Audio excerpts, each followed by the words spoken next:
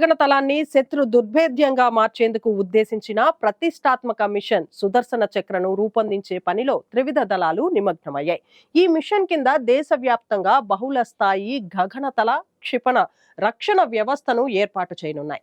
2035 నాటికి దేశంలోని ప్రతి పౌరుడికి కీలకమైన మౌలిక సదుపాయాలను సంపూర్ణ రక్షణ కల్పించడమే ఈ బృహత్తర కార్యక్రమం యొక్క ప్రధాన లక్ష్యం.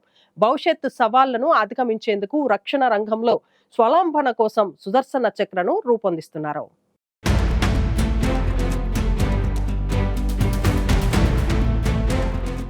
జమ్మూ కాశ్మీర్లోని పెహల్గాంలో ఉగ్రదాడికి పాల్పడిన ఉగ్రవాదులు వారిని దాడికి ప్రేరేపించిన పాక్ను భారత్ చావుదెబ్బ కొట్టింది.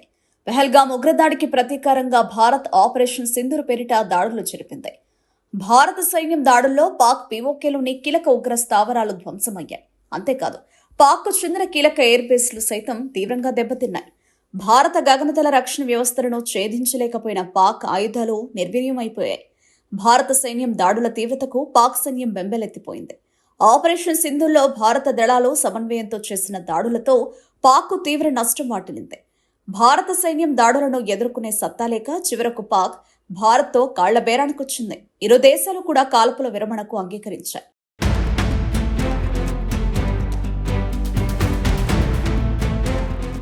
ఆపరేషన్ సింధూర్ సమయంలో త్రివిధ దళాల సమన్వయంతో పాక్కు చెందిన 10 ఫైటర్ జెట్ విమానాలను ధ్వంసం చేశామని తాజాగా వాయుసేన అధిపతి ఏపీ సింగ్ తెలిపారు. భారత్ దాడిలో ధ్వంసమైన పాక్ ఫైటర్ జెట్లలో F-16, JF-17 యుద్ధ విమానాలు కూడా ఉన్నట్లు ఏపీ సింగ్ వెల్లడించారు. శత్రువుల స్థావరాలను గురిచూసి కొట్టడంతో పాక్లోని ఉగ్ర స్థావరాలతో పాటు రాడర్ వ్యవస్థలు, కమాండ్ కంట్రోల్ సెంటర్లు, రన్వేలు, హ్యాంగర్లు, యుద్ధ విమానాలు ధ్వంసమయ్యాయని ఏపీ సింగ్ అన్నారు. పాక్లోని దాదాపు 300 కిలోమీటర్ల లక్ష్యాలను ఛేదించి భారత సైన్యం పాక్ను మోకాళ్లపై కూర్చోబెట్టిందని ఏపీ సింగ్ వెల్లడించారు. ఆపరేషన్ సింధూర్ సమయంలో కేంద్రం సైన్యానికి పూర్తి స్వేచ్ఛనివ్వడంతో మన సైన్యం శత్రు దేశానికి చుక్కలు చూపించిందని పేర్కొన్నారు. దీంతో కాల్పుల విరమణపై పాక్ కాళ్ల బేరానికొచ్చిందన్నారు. ఈ విషయంలో మరెవరి జోక్యం లేదని, పాకిస్తాన్ కోరడంతోనే తాము కాల్పుల విరమణకు అంగీకరించామని ఏపీ సింగ్ తెలిపారు. భవిష్యత్తులో పాకిస్తాన్ మళ్లీ దుస్సాహసానికి ఒడిగడితే భారత సైన్యం చేతిలో చావుదెబ్బ తప్పదని ఏపీ సింగ్ హెచ్చరించారు.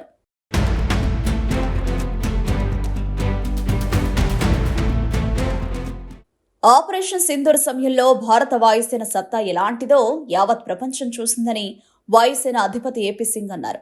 భవిష్యత్తు సవాళ్లను అధిగమించేందుకు రక్షణ రంగంలో స్వాలంబన కోసం సుదర్శన చక్రను తయారు చేస్తున్నట్లు ఏపీ సింగ్ తెలిపారు. ఈ కవచంతో కీలకమైన వ్యవస్థలకు రక్షణ కల్పిస్తామని, దేశాన్ని శత్రు దుర్భేద్యంగా తయారు చేస్తామని ఏపీ సింగ్ పేర్కొన్నారు.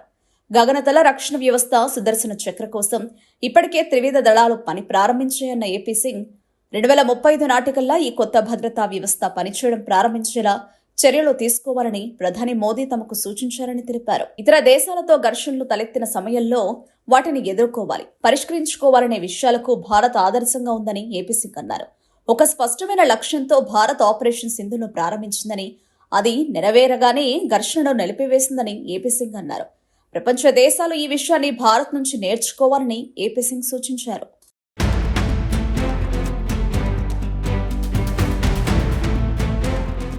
సుదర్శన చక్ర అనేది కేవలం ఒక ఆయుధం కాదు, ఇదొక సమీకృత అత్యాధునిక రక్షణ కవచం. ఇందులో భాగంగా అంతరిక్ష ఆధారిత వ్యవస్థలు, శక్తివంతమైన రాడర్లు, అత్యాధునిక సెన్సార్లు, కమాండ్ అండ్ కంట్రోల్ కేంద్రాలు, భూమి సముద్రం నుంచి ప్రయోగించగల ఇంటర్సెప్టర్ క్షిపణుల నెట్వర్క్ను దేశవ్యాప్తంగా నిర్మిస్తారు. రైల్వే స్టేషన్లు, ఆసుపత్రులు, మతపరమైన కేంద్రాలు, ఇతర కీలక పౌర సైనిక స్థావరాలను శత్రువుల క్షిపణులు, డ్రోన్లు, యుద్ధ విమానాల దాడుల నుంచి కాపాడమే దీని ప్రధాన ఉద్దేశం. ఈ వ్యవస్థ ద్వారా ముప్పును ముందుగానే పసిగట్టి గగనతలంలోనే దానిని నిర్వీర్యం చేస్తారు. ఈ మిషన్ కేవలం రక్షణకే పరిమితం కాదు, శత్రువుపై బహుళ రెట్ల శక్తితో ప్రతిదాడి చేసే సామర్థ్యాన్ని కూడా కలిగి ఉంటుంది. ఇందులో భాగంగా భారత అమ్ముల పొదిలోకి కొత్త తరం క్షిపణులను చేర్చనున్నారు. 500 కిలోమీటర్ల పరిధి కలిగిన ప్రళయ్ వాసి బాలిస్టిక్ క్షిపణి, 1000 కిలోమీటర్ల దూరంలోని లక్ష్యాలను ఛేదించగల సబ్సోనిక్ లాంగ్ రేంజ్ క్రూయిజ్ క్షిపణి వంటివి ఈ వ్యవస్థలో భాగం కానున్నాయి. అంతేకాకుండా ఇప్పటికే భారత త్రివిధ దళాలకు వెన్నెముకగా ఉన్న బ్రహ్మోస్ సూపర్సోనిక్ క్రూయిజ్ క్షిపణి పరిధిని 450 కిలోమీటర్ల నుంచి 800 కిలోమీటర్లకు పెంచే ప్రక్రియ కూడా కొనసాగుతోంది. సుదర్శన్ చక్ర మిషన్లో భాగంగా DRDO ఆధ్వర్యంలో పలు కీలక ప్రాజెక్టులు రూపుదిద్దుకుంటున్నాయి. ప్రాజెక్టు కుశా పేరుతో స్వదేశీ long range surface to air missile వ్యవస్థను అభివృద్ధి చేస్తున్నారు. ఇది 150 కిలోమీటర్లు, 250 కిలోమీటర్లు, 350 కిలోమీటర్ల దూరంలోని శత్రు లక్ష్యాలను అడ్డుకోగలదు. దీని మొదటి దశ 2028 నుంచి 29 నాటికి అందుబాటులోకి వస్తుంది.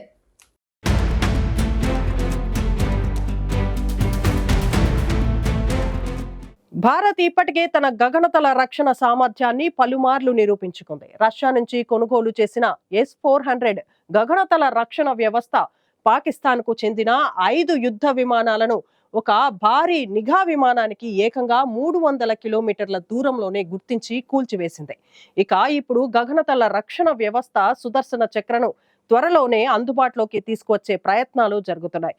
ఇది అందుబాటులోకి వస్తే భారత గగనతల వ్యవస్థ శత్రు దుర్భేద్యంగా మారుతుంది.